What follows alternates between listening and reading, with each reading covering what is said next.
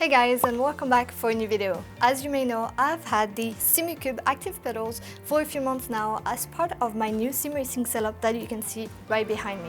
And I have been using them quite a bit actually, and I think it is more than time for a full review video. This is not your standard sim racing pedal. These are actually a revolution in sim racing, and they offer so much more than the traditional load cell pedals. But as we all know, this kind of technology comes at a price. So in today's video, I'm gonna tell you everything you need to know about these Simucube ActivePedals, from how they work to whether they're worth the hype or not. So let's start with a deep dive into the tech behind this. And to understand what is so special about the ActivePedal, let's first take a look at a traditional load cell pedal. Load cells work by measuring pressure. The harder you push, the higher the electrical signal that is sent by the pedal. It basically reacts based on how much force you're applying. It's pretty simple because the pedal itself is passive. That means that they have a fixed feel. You can make adjustments to the length of travel of the pedal and to the resistance, but that's pretty much it. It will require some work on your part and additional parts such as damper kits and springs. Once you have them set up, the feel will always be the same until you make further mechanical adjustments. The Simucube ActivePedals, on the other hand, use something entirely different: force feedback technology. Just like the force feedback in your wheelbase, these pedals actively push back against your foot. That means you can program resistance, braking feel, throttle feedback, and even vibrations, giving you a much more dynamic and realistic feel during racing. Simucube uses a powerful linear actuator, which means these pedals can change their behavior dynamically. Within the software, you can adjust not only the pressure required to press them, but how they push back at different phases of braking or acceleration. So what is the true value of the ActivePedals? First of all is the quality. Right out of the box, you can tell how well designed and built these are. They are made out of aluminum for durability, precision, and longevity. And the benefit of the force feedback servo motor and actuator is that there is very little wear over time, unlike load cell pedals that will potentially require a change of spring. The second thing for the value proposition of the ActivePedals is the adjustability. The possibilities are literally infinite, and you can have as many setups as you want, which means that you can literally go from a F1 car setup to a GT car within seconds with the most realistic feel ever. And that takes me to the last point, the immersion factor. These pedals offer so many options when it comes to pedal feel and effects. You can change and adjust everything within just a few clicks. And to be honest, that would be the main reason why you would want the Simucube ActivePedals, to take the immersion to the next level. Alright guys, so in order to show you exactly the range of possibilities with the Simucube ActivePedals, I'm gonna show you two different cars, a GT and a Formula car, and I'm gonna start with the Porsche 718 Cayman GT4 at Interlagos. Unlike the F1 car, the GT4 has a more traditional brake system and ABS, so we're tuning the pedal to give softer resistance with a more linear feel. This is Ian Porter's GT4 profile, which is based off of his real-life experience in a Cayman GT4. The brake force is still pretty heavy, but much lighter and less aggressive than the F1 profile. You're using the brake pedal a lot more in these cars to get the car to rotate through corners, trail braking being extremely important. The pedal travel is almost 3 times longer than F1. Ian set up the brake curve to mimic what he experienced in the real car, so it starts off linear, but then you get around the 80% mark, you need the extra push to get it to max brake pressure. Alright, so let's go to the extreme, a modern F1 car. I selected the profile by former Formula 1 driver Kovalainen, which is the one that will get us closest to the real thing. The braking system in a Formula 1 car is intense. It's ultra responsive and high performance due to the car's high downforce, lightweight design, and a massive braking power. In these cars, you want to be able to hit your maximum brake pressure as fast as possible using all the strength in your leg, and then immediately start letting off so you don't lock up. After all, these cars don't have ABS. Slowing down an F1 car requires precision and strength. A lot of strength.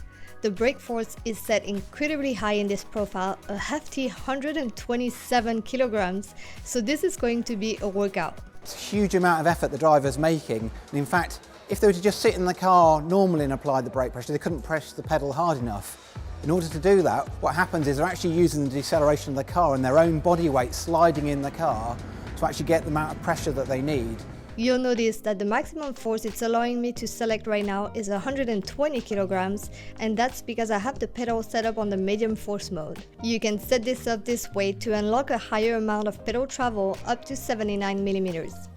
If you put it in the high force mode, you'll unlock 170 kilograms and a max pedal travel of 62 millimeters. Keep in mind that these numbers are for the ActivePedal Ultimate. The maximum force on the newly released Pro model is less, but I will talk about that later. The pedal travel on this profile is very short at 13 millimeters, and it requires a very quick response. Of course, all of this can be manually adjusted in the software. So I just loaded the F1 profile, so I'm gonna try the braking right now, and oh my god, it's so hard. I'm literally pushing my entire force right now and I can't even get to 100%. 80 is the max that I can do. I honestly don't know how people can drive like this or even use this, but if it's the force that they need, that's really insane. Now let's take a look at the brake curve. As you can see, it is progressive. The resistance increases the more you press the pedal. And that's where the beauty of the ActivePedal comes in. It's not just about pressing down on the pedal, it's about the force feedback that kicks back, mimicking the stiffness and responsiveness of a real F1 brake pedal. Okay, I got the profile loaded, so let's see how different it feels compared to the GT4.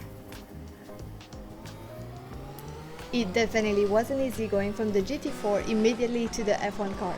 You can see how easy I'm locking up the front here. But that's one of the big perks of the ActivePedal. With just a few clicks in the software, I am transported into a completely different experience, and it presents a whole new challenge in learning how to master each car. There is also the question about how many ActivePedals you actually need. The brake pedal is a must. However, I tried it as a throttle pedal as well, and I can say that you can save money by opting out of the ActivePedal here and using Simucube's passive throttle instead. The way the ActivePedal is made, you get this grainy feeling on the throttle when you want it to be as smooth as it can be. Even when you set the maximum force to the lowest setting possible, it still has a slightly unnatural feeling to it. One last thing to add on this, Simucube just recently released the ActivePedal Pro. It is a cheaper version of the Ultimate that I just presented to you, but to be honest, none of the things that make them cheaper will really impact the feeling from the ActivePedals. All the components are there, but the materials and adjustability was slightly modified in order to offer a more affordable option. The main differences between the two can be quickly summarized. Ultimate handles up to 170 kg brake pressure, while the Pro maxes out at 110 kg. With the Pro, you will lose the ability to adjust the pedal arm and to mount the pedals inverted. This may slightly limit the option for very specific car setup, but for most, it won't be an issue at all. And that is pretty much it. All the effects and advanced features from the Ultimate are available with the Pro. One more thing, if you decide to go with the Pro, you will also need one supply per pedal, while the Ultimate can power multiple pedals at once. When it comes to the price, the Ultimate that I presented comes at a price of $2,300. The Pro is $1,799, so you can save about $500. The Ultimate has a 5-year warranty versus 3 years for the Pro. Okay, so now let's get back to the main question for this video. Are the Simucube ActivePedals worth it? And without hesitation, I can tell you, yes, they are. To put it simple, if you have the budget, you will never regret going with the ActivePedals. The step between the load cell pedals and the ActivePedals is too great not to justify the investment. And of course, because it is Simucube, you know what you will get in terms of quality, customer service, and warranty, and it's basically worry-free. Now the second question is, do you need ActivePedals? And again, with certainty, I can say the answer is no. ActivePedals will not make you a better driver. They can and they will help you improve, especially when it comes to consistency.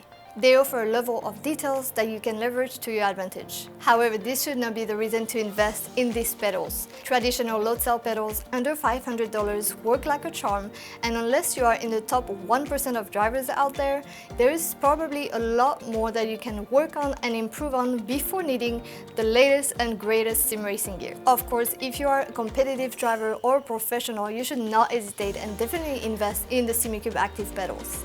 However, regardless of your level, if you are looking for the most realistic and immersive experience in sim racing, these are the way to go. And once you've made the investment, you're pretty much set up for years to come. And with this, that's going to be it for today. If you have any questions at all, don't hesitate to ask me in the comments below. If you enjoyed watching, please give this video a like and subscribe to the channel. Thank you for watching, and I'll see you in the next video.